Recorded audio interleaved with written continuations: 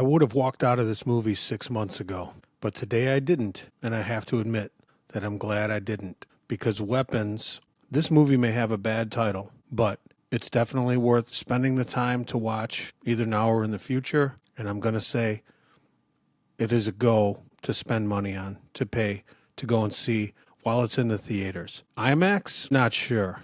But I would definitely go and see this in the theater and try to sit further back than I did. But I'll tell you, it's going to be difficult not to spoil this. I can't say very much about it. I'm not even 100% sure why I liked it as much as I did. But I will explain to you now. This is no spoiler because everybody knows Josh Brolin is in the movie. What you may not know is that he is one of the producers, maybe even executive producer. So he is a veteran A-list actor. And I was trying to figure out why he was in this movie. Well, he's got some skin in the game here. What I can say is the beginning of the movie and the reason a few months ago, I would have walked out is I didn't like where it was going. And I'll tell you, maybe you see this movie, maybe you don't. Nothing good or interesting happened for, I'm going to say 45 minutes. It depends. You may differ from me, but where I see a story being told, where I see something worth seeing, it took a long, long time. But that's my opinion. So without spoiling it, you could see a lot in the trailer. You could see a lot in the commercial. I even wondered at the time, why are they saying so much in the trailer? Why are they saying so much in even the commercial? You'll find out. So Benedict Wong is in it. I guess it's a good casting. He's kind of all over the place. He's kind of one of those mid-range character actors at this point, but he's good in here as well. The way the story plays out, the different parts of it, the different acts is a little unusual, and in the end it did make sense. Now maybe you've heard some scuttlebutt about some of the things that happened in the movie. I won't tell you anything, but I will tell you this is not a horror movie. I will tell you that. It's a thriller. It's a creepy thriller, and that's a good thing. I've never been a fan of jump scares, but in this, a couple of them work, I do have to say, and a couple of them were a little tricky. We'll see.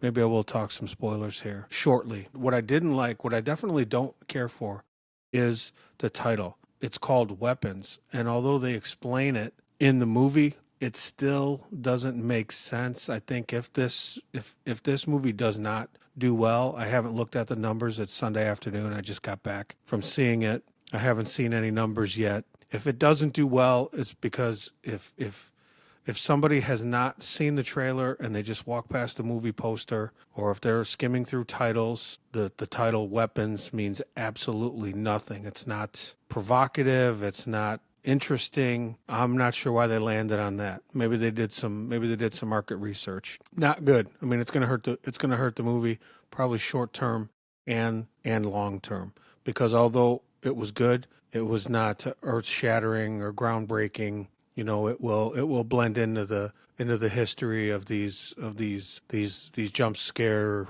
new horror, quote unquote horror movies. But I do think you ought to go see it. Maybe I'll drift into some spoilers here, so I guess I'll tell you now. The things I say after this point, if you haven't seen the movie and you're going to, you might want to pause it here and then come back after you see it and let me see your comments. By the way, feel free to subscribe if you're new here. We'll stay connected with the Muy Macho. A couple things. So I'll get into a few things about it and the reason I almost walked out in the first 45 minutes. It focuses on the teacher, which she is not likable at all. Now, is that a subversive move of the filmmaker or the writer? Maybe.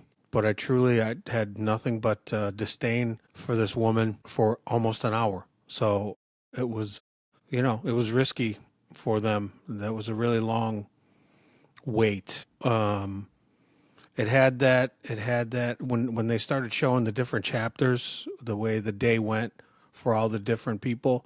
I didn't like it at first. I thought, oh, okay, well, they're trying to do this again.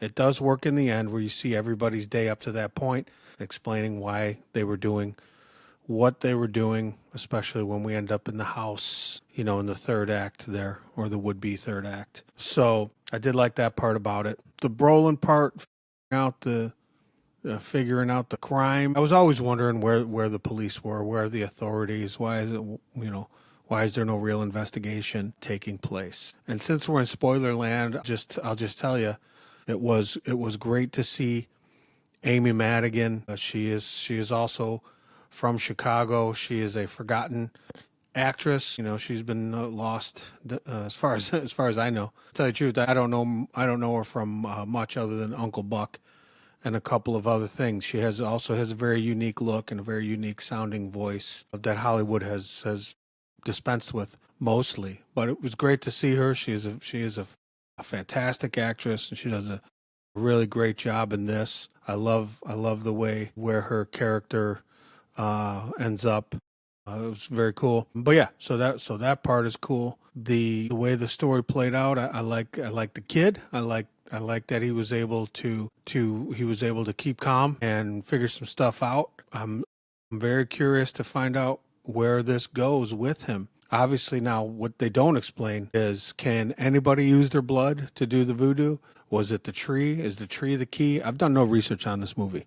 Okay, I'm just shooting from the hip here. Is it in the family blood? Is she even really their aunt? Who knows? But you saw the kid do the thing with the blood, so maybe there's more that's going to happen there. As they said, his parents didn't recover, but he went to live with someone else. Maybe this carries on. Although they would spoil the character of this kid. He is innocent. He stays innocent and becomes the hero. This poor guy, I don't even know his name. He plays the cop, and here he was in the Han Solo movie. This guy cannot catch a break. He plays the chump in every movie. Maybe that's his typecast. But I'm just going to ask you this. I'm going to float this out there. When he was, freaking out, did he remind you at all of Ray Liotta? Does he look like Ray Liotta? He had the mustache going, and just for a few frames there, he just looked like Ray Liotta to me. And although he was really good in this too, maybe I will learn his name. I'm not sure if I'll go back and watch Solo, but he is a good actor. These roles though, he keeps playing the sucker in here. Anyway, where it ends up, I do like the way this is where it seems to me they may have written this in reverse, and maybe this is something that they do where they say let's jump to the end here, and we'll go from the coup de grace and then engineer our way backward. How did this happen? How did the kids do this? How were they in position for this? How did this happen? And then you fill it all in to A and Z. So, but I guess in the end, I will say the trailer, now looking back, I could see why they did it that way. The subversion, I guess. So again, since we're in spoiler land, when the first thing happened, I said, oh, it wasn't all the kids. There was one kid left. And at first I felt lied to. But after a while, I thought, all right, now I understand why they this way. I even understood why they made us hate the teacher so much because of the way the story played out. So it was some great misdirection. And one of the things that sometimes bothers me is when I realize just how human I am and just how normal I am. Just like watching just like watching a magician do an illusion. No matter how cool you think you are, no matter how special you think you are, you don't know how they did the illusion, and it's a good thing. The sleight of hand, the misdirection, and the feeling you get when you see the trick being done and you are mystified by it. So I'm going to have to say that, I got to give this movie some machos. I'm trying to figure out a macho scale on this, but this is definitely worth going to see. So let me know what you think. Let me know what I missed. Again, I haven't researched this movie. So let me know if you know some reasons why this or that. If you know something about the filmmakers, feel free to comment. So I am really looking for some feedback. I also want to let you know I'm thinking about starting a live stream. So I'm working out some kinks. If any of you out there in Macho Land would like to take part, it's going to be a new journey, a new adventure. So I'm looking for some fellow travelers. It really doesn't matter where where you are, whether you have a bunch of experience or whether you don't think you know much, whether you love new movies, whether you hate new movies. There's no holds barred here. Your age, your demographics, be damned. Nothing matters, but if we can have a conversation about movies and talk about it. So anyway, that's going to be it for the Muy Macho today. So thanks for stopping by. Please do subscribe, and that's going to be it. So we'll see you down the road there. Adios. Later. Bye.